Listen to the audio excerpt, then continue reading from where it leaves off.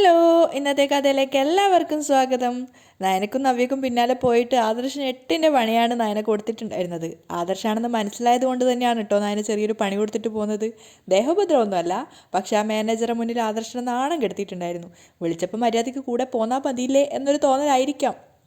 എന്തായാലും ആദർശ് അയാളോട് സത്യമൊക്കെ പറഞ്ഞ് അവസാനം നയനയുടെ കൂടെ ചേർന്ന് നിൽക്കുന്ന ഫോട്ടോ ഒക്കെ കാണിച്ചു കൊടുത്തതിന് ശേഷമാണ് അവിടുന്ന് രക്ഷപ്പെട്ടത്. മാത്രമല്ല അയാൾ കളിയാക്കുന്നുണ്ട്, ഇത്രയും നല്ലൊരു പെൺകുട്ടിയെ കിട്ടുമ്പോൾ കൈവെള്ളെ കൊണ്ട് നടക്കല്ലേ വേണ്ടത്, താൻ സംശയരോഗമായിട്ട് പിന്നാലെ നടക്കുകയാണോ എന്നൊക്കെ ചോദിച്ചിട്ട് ആദർശിനെ അയാൾ വില കുറച്ച് കാണുകയാണ്. ആദർശ് ആകെ ചമ്മിയിട്ടാണ് അവിടുന്ന് പോരുന്നത്. അതേസമയം അഭി നിർമ്മലിനോട് പറയുന്നുണ്ട്, എന്തായാലും ഇന്ന് രാത്രി നിങ്ങളുടെ കൂടിക്കാഴ്ച നടന്നിരിക്കണം. അവൾ എല്ലാവരും ഉറങ്ങിക്കഴിയുമ്പോൾ നിന്റെ അരികിലേക്ക് വരുന്നു, നിങ്ങൾ തമ്മിൽ അവിടെ വെച്ച് കാണുന്നു. അവിടെ വെച്ച് നീ അവളോട് ഐ ലവ് യു എന്ന് പറയണം, അവൾക്ക് നീ കിസ് കൊടുക്കണം. ഇതൊക്കെ കേൾക്കുന്ന സമയത്ത് നിർമ്മൽ ഇങ്ങനെ അതിശയത്തോടു കൂടിയാണ് അഭിയെ നോക്കി നിൽക്കുന്നത്. അവളെ നീ കെട്ടിപ്പുണരണം, ഇതെല്ലാം ഞാൻ ക്യാമറയിൽ പകർത്തുന്നുണ്ടാവും. അതൊക്കെ കഴിഞ്ഞിട്ട് വേണം അത് വീട്ടിലെ വലിയ സ്ക്രീനിൽ പ്രദർശിപ്പിക്കാൻ. എനിക്ക് നല്ല ടെൻഷനുണ്ട് അളിയാ, നിർമ്മൽ പറയുന്നുണ്ട്. എടാ, അതിൻ്റെ ഒന്നും ആവശ്യമില്ല, നീ ഞാൻ പറയുന്നത് ചെയ്യ്. എൻ്റെ ജീവിതത്തിൽ നിന്ന് അവൾ പോയിക്കഴിഞ്ഞാൽ നിനക്ക് വേണ്ടുന്നതെല്ലാം ഞാൻ തരും. പണം എങ്കിൽ പണം, ജോലി എങ്കിൽ ജോലി. ഹാ, നീ വേണം ഇതൊക്കെ കഴിഞ്ഞിട്ട് ദുബായിലോ മറ്റോ പൊയ്ക്കോ, അവിടെയും ഞങ്ങൾക്ക് സ്ഥാപനങ്ങളുണ്ട്. നല്ല സാലറിയിൽ നിന്നെ ഞാൻ അവിടെ നിയമിക്കാം. അപ്പം നിർമ്മൽ പറയുന്നുണ്ട്, അതൊക്കെ പിന്നീടുള്ള കാര്യങ്ങളല്ലേ, ആദ്യം ഈ സാഹചര്യത്തെ എങ്ങനെ അതിജീവിക്കുന്ന ഞാൻ ചിന്തിക്കുന്നത്. അപ്പം അഭി പറയാണ്, അതിജീവിക്കേണ്ടത് അവളാ, അല്ലാതെ നീയല്ല. അവൾക്കതിന് കഴിയരുത്. എന്നിട്ട് കരഞ്ഞുകൊണ്ട് അവൾ വീട്ടിൽ നിന്ന് പടിയിറങ്ങണം. വീട്ടിൽ ഓരോരോ പ്രശ്നങ്ങൾ നടക്കുമ്പോൾ അവളുടെ അനിയത്തി അവളുടെ അച്ഛൻ്റെ അമ്മയുടെയും കൂടെ പോവാൻ തയ്യാറാ. എന്നാ അവൾ പോവത്തില്ല. എൻ്റെ ഭാഗത്ത് തെറ്റുണ്ടെന്നും പറഞ്ഞ് അവളവിടെ പിടിച്ചു നിൽക്കാനാണ് നോക്കുന്നത്. എനിക്കിനി അധിക നാൾ അവളുടെ മുഖം കണ്ടുകൊണ്ട് അവിടെ കഴിയാൻ പറ്റത്തില്ല. പക്ഷെ അപ്പോഴും നിർമ്മലിന് പേടിയുണ്ടായിരുന്നു. നിർമ്മൽ പറയുന്നുണ്ട്, ദേ, പോലീസ് എങ്ങാനും എന്നോട് ഇക്കാര്യം ചോദിച്ച് എന്നെ പഞ്ഞിക്കിടുമ്പോൾ അറിയാതെ എൻ്റെ നാവിൽ നിന്നും നിൻ്റെ പേര് പുറത്തു വന്നു പോവും അഭി. അപ്പം അഭി പറയുന്നുണ്ട്, ഒരിക്കലും പാടില്ല, എന്തൊക്കെ സംഭവിച്ചാലും എൻ്റെ പേര് ഒരിക്കലും പുറത്തു വരരുത്. അപ്പം നിർമ്മൽ ചോദിക്കുന്നുണ്ട്, എനിക്കെൻ്റെ ജീവിതം നഷ്ടപ്പെടുവാണെങ്കിൽ എനിക്കങ്ങനെ ചെയ്യേണ്ടി വരില്ലേ?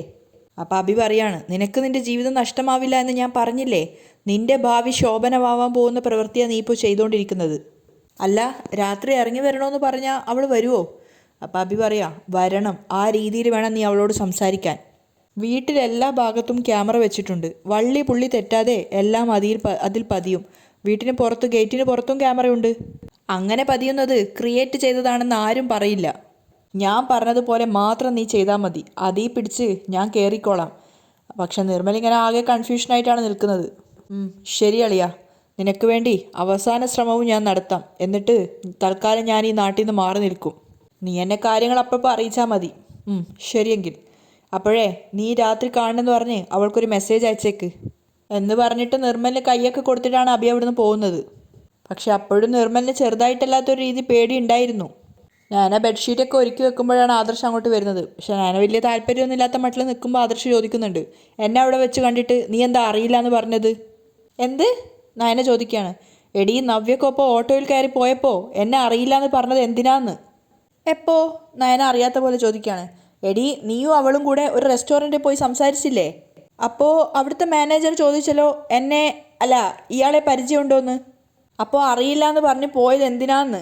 അപ്പം നേരെ ഇങ്ങനെ കൺഫ്യൂഷനായ പോലെ നിൽക്കുകയാണ്. എന്നിട്ട് പറയുന്നുണ്ട്, അയ്യോ, അതിന് ആ സമയത്ത് ആദർശേട്ടൻ അവിടെ ഇല്ലായിരുന്നല്ലോ.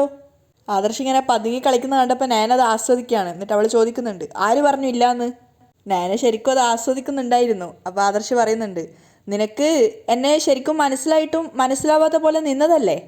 എന്തൊക്കെ ഈ പറയുന്നേ? മനസ്സിലായെങ്കിൽ പിന്നെ എൻ്റെ ഭർത്താവിൻ്റെ മുഖത്ത് നോക്കി മനസ്സിലായില്ല എന്ന് ഞാൻ പറയുമോ? നയന ചോദിക്കുന്നുണ്ട്. അപ്പോൾ ആദർശ് പറയാ, നീയേ അതും പറയും അതിനപ്പുറവും പറയും. ദേ ആദർശേട്ടാ, വെറുതെ വഴക്കിനൊന്നും വരല്ലേ, ഞാൻ ആദർശേട്ടൻ അവിടെ വെച്ച് കണ്ടൊന്നുമില്ല. പിന്നെ ആരെയാ നീ കണ്ടത്? എടി, നീ അവിടെ വെച്ച് എന്നെ കാണുകയും ചെയ്തു, എന്നെ അവിടെ വെച്ച് കോമാളി ആക്കുകയും ചെയ്തു. നയന വീണ്ടും അവളുടെ ജോലി ചെയ്തുകൊണ്ട് അവൾ പറയും, എന്തൊക്കെയാ ഈ പറയുന്നേ? അവിടെ ഒരു സിക്കുകാരൻ ഇരിപ്പില്ലായിരുന്നോ? നീ ആ സിക്കുകാരനെ നോക്കിയില്ലേ? അപ്പം നയന പറയുന്നുണ്ട്, അത് ഞാൻ മാത്രമല്ല, ചേച്ചി നോക്കിയല്ലോ. പെട്ടെന്ന് ആദർശ് ചമ്മി നിൽക്കുകയാണ്. അപ്പം നയന പറയുന്നുണ്ട്, അയാൾ ഒരു പ്രത്യേക രീതിയിൽ ഞങ്ങളെ നോക്കി നിൽക്കുകയായിരുന്നു, ഒരു പൂവാലിനെ പോലെ. എടി, അത് പൂവാലിനൊന്നല്ല, അത് ഞാനായിരുന്നു. ആദർശ് ദേഷ്യത്തോടെ പറയുമ്പോൾ നയന പൊട്ടിച്ചിരിക്കുകയാണ്. അയ്യോ, അത് ആദർശേട്ടനായിരുന്നോ? നീ എന്തിനാ ചിരിക്കുന്നേ? ആദർശ് ദേഷ്യത്തോട് ചോദിക്കുമ്പോൾ നയന പറയുന്നുണ്ട്, എങ്കിൽ പിന്നെ ആ തലപ്പാവ് മാറ്റിയിട്ട് സിക്കുകാരന് എൻ്റെ ഭർത്താവാണെന്ന് പറഞ്ഞുകൂടായിരുന്നോ? ആദർശ് ദേഷ്യത്തോടെ പറയുന്നുണ്ട്, ദേ, നീ എന്നെ മനഃപൂർവ്വം കരിവാരി തേച്ചതാണെന്ന് എനിക്കറിയാം. എങ്കിലേ കണക്കായിപ്പോയി. എന്തിനാ വേഷം മാറി ഞങ്ങൾക്ക് പിന്നാലെ വന്നത്? അത് അത് പിന്നെ ആദർശ് ഇങ്ങനെ പരിങ്ങുകയാണ്. അവൻ ഞാനെ ചോദിക്കുന്നുണ്ട്, എൻ്റെ ചേച്ചിയുടെ വിഷയത്തിൽ ഇടപെടാൻ താല്പര്യമില്ലായിരുന്നല്ലോ. നിർമ്മലിനെ ന്യായീകരിച്ചുകൊണ്ടിരുന്നതല്ലേ, പിന്നെ എന്തിനാ എന്നിട്ട് ഞങ്ങളുടെ പിന്നാലെ വന്നത്? അത് എനിക്ക് ആ നിർമ്മലിനെ ഒന്ന് കാണണം തോന്നി. അപ്പം നേരെ ദേഷ്യത്തോടെ പറയാണ്, എൻ്റെ ഭർത്താവിൻ്റെ സ്വഭാവം എനിക്ക് ഇതുവരെ പിടികിട്ടിയിട്ടില്ല. അപ്പം ആദർശ് പറയുന്നുണ്ട്, ഞാൻ എന്നും സത്യത്തിനൊപ്പം മാത്രമേ നിൽക്കൂ. നിരപരാധികളുടെ വിഷമം തിരിച്ചറിയുന്നവനാ ഞാൻ. അപ്പോൾ എൻ്റെ ചേച്ചി നിരപരാധിയാണെന്ന് മനസ്സിലായോ? അത് മനസ്സിലാക്കണമെങ്കിലേ അവളെ ബ്ലാക്ക് മെയിൽ ചെയ്യുന്നത് ആരാണെന്ന് എനിക്കറിയണമെന്ന് തോന്നി. എന്നിട്ട് ആ ഹോട്ടലിലെ മാനേജർ തല്ലിയൊന്നുമില്ലല്ലോ?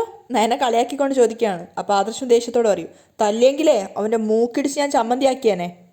ഓ പിന്നെ നയനെ പെറുപിറുക്കാണ്. അവസാനം എനിക്ക് തലപ്പാവൊക്കെ അഴിച്ച് കാണിക്കേണ്ടി വന്നു. ആദർശ് ഇങ്ങനെ ഗൗരവം വിടാതെ പറയാണ്, ഞാൻ ആരാണെന്ന് മൊബൈലിലുള്ള നമ്മുടെ ഫോട്ടോ എടുത്ത് എനിക്ക് കാണിക്കേണ്ടി വന്നു നീ ആരാണെന്ന് പറയാൻ. അത് കഴിഞ്ഞാ നീ എൻ്റെ ഭാര്യയാണെന്ന് അവന് മനസ്സിലായത്. അപ്പം നയന പറയുന്നുണ്ട്, ഇനിയും വേഷം മാറി വന്നാ ഇതൊക്കെ തന്നെ ആയിരിക്കും അനുഭവം. ദേ പിന്നാലെ വരുന്നുണ്ടെങ്കിലേ അതൊന്ന് പറയണം. അനി ആകെ വിഷമത്തോടെയാണ് ഇരിക്കുന്നത്. എന്നാലും ഞാൻ വിളിച്ചെന്ന് നന്ദുവിൻ്റെ അമ്മ അവളോട് പറഞ്ഞില്ലല്ലോ. അങ്ങനെ പറഞ്ഞിരുന്നെങ്കിൽ അവൾ തിരിച്ച് വിളിച്ചേനെ. ഇനി അങ്ങോട്ട് വിളിക്കുന്നത് ശരിയല്ല. അനി ആകെ ടെൻഷനിലും സങ്കടത്തിലുമാണ്. അതേസമയം നന്ദു നല്ല ഉറക്കത്തിലാണ്. തൊട്ടടുത്ത് കിടക്കുകയാണെങ്കിലും കനകക്ക് ഉറങ്ങാൻ പറ്റുന്നുണ്ടായിരുന്നില്ല. അവർ വന്ന് മകളെ ഇങ്ങനെ തലോടിക്കൊണ്ട് സ്വയം മനസ്സിൽ വിചാരിക്കുകയാണ്, എൻ്റെ മോൾ എന്നോട് ക്ഷമിക്ക്. ഒരിക്കലും നമ്മൾക്ക് പൊരുത്തപ്പെടാൻ പറ്റാത്തൊരു ബന്ധമായതുകൊണ്ടാണ് അമ്മ ഈ ബന്ധത്തിൽ നിന്ന് മോളെ ഇങ്ങനെ തടയുന്നത്. ഈ അമ്മയോട് മോൾക്ക് ദേഷ്യം തോന്നരുത് എന്ന് പറഞ്ഞ് അവളെ ചേർത്ത് പിടിച്ച് കരഞ്ഞുകൊണ്ട് അവർ കെട്ടിപ്പിടിച്ച് കിടക്കുകയാണ്. ആദർശ് നല്ല ഉറക്കത്തിലാണെന്ന് ബോധ്യമായപ്പോൾ നയന മെല്ലെ ബെഡിൽ നിന്ന് എഴുന്നേൽക്കുകയാണ്. എന്നിട്ട് പമ്മി പമ്മി നവ്യയുടെ മുറിയിലേക്കാണ് പോകുന്നത്. പക്ഷെ ഇങ്ങനെ ചുറ്റിലും നോക്കിക്കൊണ്ട് പോകുന്നതാണ്. അപ്പോൾ പെട്ടെന്ന് നവ്യ വന്ന് പിന്നാലെ തൊട്ട സമയത്ത് നയനൊന്ന് ഞെട്ടുന്നുണ്ട്. ചേച്ചിയായിരുന്നോ? ഞാനേ ചേച്ചിയുടെ മുറിയിലേക്ക് വരുമായിരുന്നു. അപ്പോൾ നവ്യ പറയുന്നുണ്ട്, അഭി നല്ല ഉറക്കാ. എന്നാൽ പിന്നെ നമുക്ക് പോവാം. അപ്പം നവ്യ പറയുന്നുണ്ട്, ചെറിയ ശബ്ദം കേട്ടാലും മുത്തശ്ശനും മുത്തശ്ശിയും ഉണരും. പക്ഷെ നയന പറയുന്നുണ്ട്, രണ്ടാളും അത്യാവശ്യം മരുന്നൊക്കെ കഴിച്ച് കിടക്കുന്നത് കൊണ്ട് രാത്രിയിൽ അങ്ങനെ ഉണരാറില്ല. പിന്നെ ഉറക്കമില്ലാത്തത് അബിയുടെ അമ്മയ്ക്കാ. അവരാണെങ്കിൽ ചിലപ്പോൾ ഉണർന്നു വരാനുള്ള സാധ്യതയുണ്ട്. ഇന്നാണെങ്കിൽ സെക്യൂരിറ്റി പുറത്തില്ല. അതുകൊണ്ട് ധൈര്യമായിട്ട് നമുക്ക് പോവാം. അപ്പം നവ്യ ചോദിക്കുന്നുണ്ട്, ആദർശേട്ടന് ഉണരില്ലേ? ഇല്ല, നല്ല ഉറക്കത്തിലാണ്. അതുകൊണ്ടല്ലേ ധൈര്യമായിട്ട് ഞാൻ ഇറങ്ങി വന്നത്. അപ്പോൾ പേടിയോടെ നവ്യ വീണ്ടും പറയുന്നുണ്ട്, ഷോ നമ്മൾ വലിയൊരു സാഹസമാണ് കാണിക്കുന്നത്. ആണുങ്ങളുടെ സഹായവും നമുക്കില്ല. നമ്മുടെ മനസ്സിൻ്റെ തൻ്റെടാ ഏറ്റവും വലുത്. അതുണ്ടെങ്കിൽ നമ്മളെ ആർക്കും ഒന്നും ചെയ്യാൻ പറ്റത്തില്ല. ആദർശ് ഉറക്കത്ത് നോക്കുന്ന സമയത്ത് തൊട്ടരികിൽ നയനയില്ലാന്ന് അവന് മനസ്സിലാവുകയാണ്. അപ്പോൾ ലൈറ്റിട്ട് നോക്കുമ്പോഴും അവിടെ മുറി കാണുന്നില്ല. ഇവളീ രാത്രിയിൽ എവിടെയാണ് പോയതെന്ന് വിചാരിച്ചുകൊണ്ട് ആദർശ് എഴുന്നേറ്റ് പുറത്തേക്ക് വരികയാണ്. അപ്പം നയനയും നവ്യയും കൂട്ടി താഴത്തേക്ക് പോകാനുള്ള ആ ഒരു തയ്യാറെടുപ്പിൽ നിൽക്കുന്ന സമയത്താണ് ആദർശ് കാണുന്നത്. അവർ ആദർശിനെ കാണാതെ രണ്ടുപേരും മെല്ലെ പടിയിറങ്ങി താഴോട്ടേക്ക് പോകുന്നുണ്ട്. അപ്പോൾ ആദർശ് മനസ്സിൽ വിചാരിക്കുകയാണ്, ഒരു കാരണവശാലും ഈ രാത്രിയിൽ ഇവരെ തനിച്ച് വിടാൻ പാടില്ല, അവരോടൊപ്പം ഉണ്ടാവണം എന്ന് പറഞ്ഞുകൊണ്ട് ആദർശ് അവർക്ക് പിന്നാലെ പോവുകയാണ്. പുറത്തെത്തിയതിന് ശേഷം നവ്യ ടെൻഷനോടെ പറയുന്നുണ്ട്, നീ എന്തിനാ എൻ്റെ കൂടെ വരുന്നേ? വരാതെ പിന്നെ ചേച്ചി അങ്ങനെ ഒറ്റയ്ക്ക് പോവണ്ട. അപ്പം നവ്യ സങ്കടത്തോടെ പറയാണ്, എൻ്റെ ജീവിതവും തകർന്നു. നിന്നെ ഞാൻ ഒരുപാട് കഷ്ടപ്പെടുത്തിയിട്ടുണ്ട്. പിന്നെ ഇതിലും ഞാൻ നിന്നെ ഇൻവോൾവ് ചെയ്യിപ്പിക്കുന്നത് ശരിയല്ല. നവ്യ സങ്കടത്തോടെ പറയുമ്പം നയന പറയുന്നുണ്ട്, ഇങ്ങനെ ഒരു ചേച്ചിയാണ് ഞാൻ ആഗ്രഹിക്കുന്നത്. അതായത് സ്വന്തം കൂടപ്പിറപ്പുകളെ സ്നേഹിക്കുന്ന ചേച്ചിയെ. നയന പുഞ്ചിരിച്ചുകൊണ്ട് പറയാണ്. അപ്പം നവ്യക്ക് സന്തോഷമാവുന്നുണ്ട്.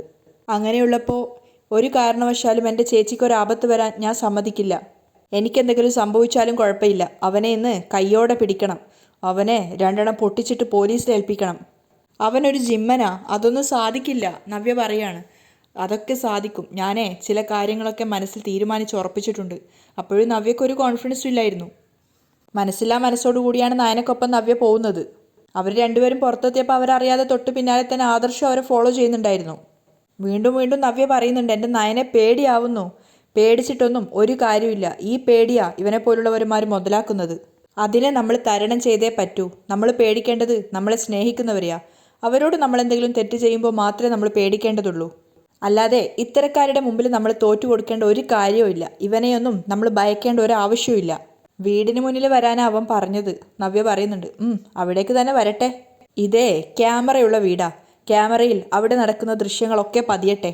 എന്നിട്ട് നവ്യയുടെ കൈയും പിടിച്ചിട്ട് നയന ഗേറ്റിനരികിലേക്ക് അവളെയും കൊണ്ട് പോവുകയാണ്. പിന്നാലെ തന്നെ അവരറിയാതെ ആദർശിന് പെട്ടെന്ന് തോന്നും ഇത് പോലീസിൽ ഇൻഫോം ചെയ്യേണ്ടത് ആവശ്യമാണെന്ന്. അതുകൊണ്ട് തന്നെ പെട്ടെന്ന് തന്നെ എസ് ഐയെ വിളിച്ചവൻ കാര്യങ്ങളൊക്കെ പറയുകയാണ്. അപ്പോൾ അയാളും പറയുന്നുണ്ട്, ഓക്കെ ശരി, ഞാൻ 2 പോലീസുകാരെയും കൊണ്ട് പെട്ടെന്ന് അങ്ങോട്ടേക്ക് വന്നോളാം. അതേസമയം അഭി വിചാരിക്കുന്നുണ്ട് അവളുടെ എല്ലാ വാശിയും വൈരാഗ്യവും കെട്ടടങ്ങിയിട്ട് അവൾ മുറിവിട്ട് പോയി. ഇന്നത്തോടെ നിന്റെ അവസാനാണടി. നിന്നെ എല്ലാവരും വലിച്ചു കീറുന്ന ദിവസമാണ് നാളെ. നീയും അവനും തമ്മിലുള്ള ചുംബന രംഗങ്ങൾ ഞാൻ നിർമ്മലെ കൊണ്ട് അയപ്പിക്കാൻ പോകുന്നത് എൻ്റെ മുത്തശ്ശന് തന്നെയാ.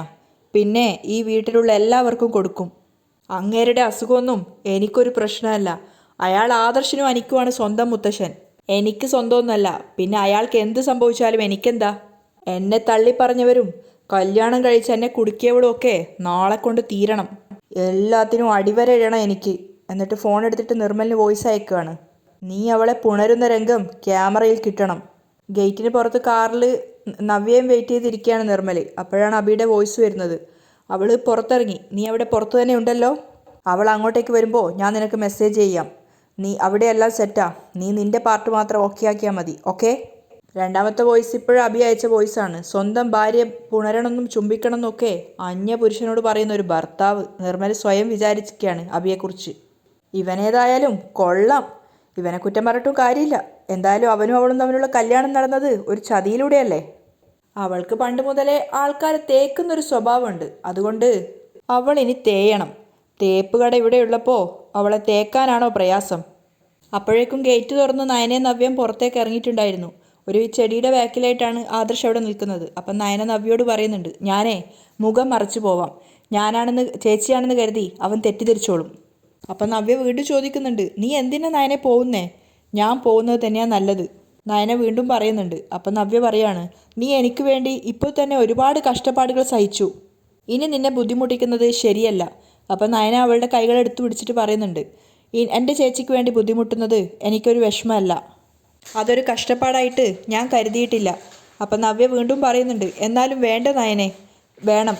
അവനെ കൈകാര്യം ചെയ്യേണ്ട രീതി എനിക്കറിയാം. ചേച്ചി അങ്ങോട്ട് മാറി നിൽക്ക്, ആരും കാണണ്ട എന്ന് പറഞ്ഞ നവ്യ അവിടുന്ന് മാറ്റി നിർത്തിയതിന് ശേഷം സാരിയുടെ ഇത് വെച്ചിട്ട് മുന്താണി വെച്ചിട്ട് മുഖം കവർ ചെയ്തിട്ടാണ് നയന അങ്ങോട്ടേക്ക് പോകുന്നത്. ആദർശ് വിളിച്ചു പറഞ്ഞത് പ്രകാരം അങ്ങോട്ടേക്ക് പോലീസുകാരൻ വന്നിട്ടുണ്ടായിരുന്നു. അതേപോലെ തന്നെ ആദർശ് അവിടെ ഒരു ചെടിയുടെ പിന്നിലായിട്ട് ഒളിച്ചു നിൽക്കുന്നുണ്ട്. നവ്യ നയനെ പോകുന്ന നോക്കി നിൽക്കുന്നുണ്ട്. നയന മുഖം മറിച്ചിട്ട് അങ്ങോട്ടേക്ക് പോയിക്കൊണ്ടിരിക്കുകയാണ്. അപ്പോഴേക്കും അഭി ഫോൺ എടുത്തിട്ട് നിർമ്മലിന് വോയിസ് വിടുകയാണ്. ഡാ, അവൾ സ്പോട്ടിലെത്തിയിട്ടുണ്ട്, നീ പുറപ്പെട്ടോ. പിന്നീട് ക്യൂരിയോസിറ്റിയുടെ നിമിഷങ്ങളാണ്. ഓരോ ഭാഗത്ത് ഓരോരുത്തരായിട്ട് നിർമ്മൽ, നയന, അതുപോലെ തന്നെ അവരെ നോക്കിക്കൊണ്ട് ആദർശ് ഒരു ഭാഗത്ത്, നവ്യ ഒരു ഭാഗത്ത്, പോലീസുകാരൊരു ഭാഗത്ത്. ഇതൊക്കെ സൂക്ഷിച്ച് ശ്രദ്ധിച്ച് പുറത്ത് ഇതൊന്നും അറിയാതെ അഭി ഒരു ഭാഗത്ത്. പെട്ടെന്ന് അങ്ങോട്ടേക്ക് പാസ് ചെയ്ത് പോകുമ്പോഴാണ് ആദർശ് ചെടി തട്ടിയിട്ട് വീഴാൻ പോകുന്നത്. അപ്പോഴേക്കും അങ്ങോട്ടേക്ക് നവ്യ പേടിച്ചുകൊണ്ട് അങ്ങോട്ടേക്ക് വരുന്നുണ്ട്. അപ്പോൾ അഭി വിചാരിക്കുന്നുണ്ട്, ഇവനെന്താ ഇവിടെ? ആദർശിൻ്റെ അരികിലേക്ക് ഓടി വന്നിട്ട് നവ്യ ചോദിക്കുന്നുണ്ട്, എന്തേലും പറ്റിയോ ആദർശേട്ടാ? അപ്പോഴേക്കും അഭി ഞെട്ടുകയാണ്. അപ്പം അങ്ങോട്ടേക്ക് പോയതാരാ? നവ്യ ആദർശിൻ്റെ അരികിലുണ്ടല്ലോ. അപ്പോൾ ആദർശ് പറയുന്നുണ്ട്, ഏയ് കുഴപ്പമൊന്നുമില്ല. അപ്പോഴേക്കും ഹെൽമെറ്റ് മാറ്റിയിട്ട് നിർമ്മൽ നയനക്കരികിലേക്ക് നടന്നു വരുന്നുണ്ടായിരുന്നു. അവിടെയാണ് ഇന്നത്തെ എപ്പിസോഡ് അവസാനിക്കുന്നത്.